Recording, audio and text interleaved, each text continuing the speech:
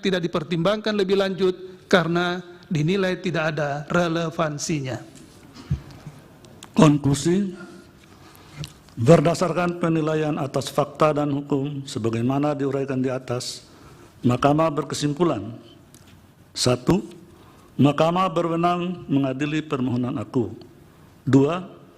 Permohonan para pemohon diajukan masih dalam tenggang waktu pengajuan permohonan formil. 3. Para pemohon memiliki kedudukan hukum untuk mengajukan permohonan aku. 4. Pokok permohonan para pemohon tidak beralasan menurut hukum untuk seluruhnya. Berdasarkan Undang-Undang Dasar Negara Republik Indonesia tahun 1945 dan seterusnya, amar putusan mengadili menolak permohonan para pemohon untuk seluruhnya.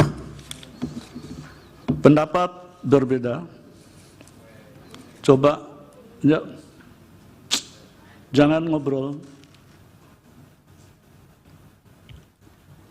Terhadap putusan Mahkamah Aku terdapat pendapat berbeda, dissenting opinion dari 4 orang hakim konstitusi, yaitu Hakim Konstitusi Wahiduddin Adams, Hakim Konstitusi Saldi Isra, Hakim Konstitusi Eni Nurbaningsi, dan Hakim Konstitusi Suhartoyo yang pendapatnya dianggap dibacakan.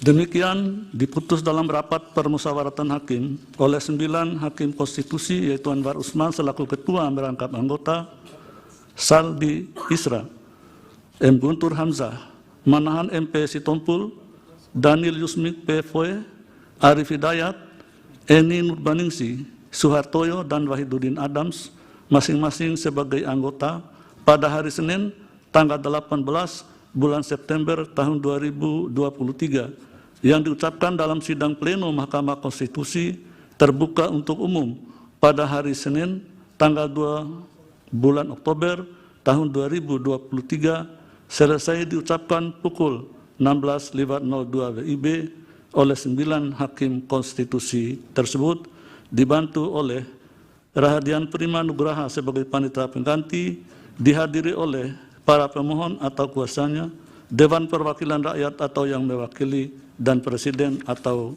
yang mewakili.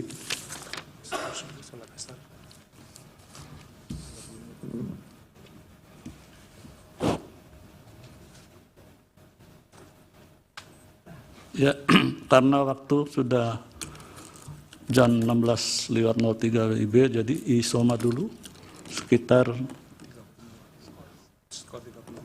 ya 30 menit.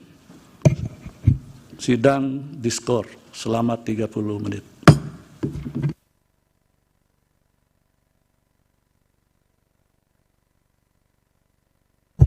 Hadirin dimohon berdiri. Yang Mulia Majelis Hakim Konstitusi meninggalkan ruang persidangan.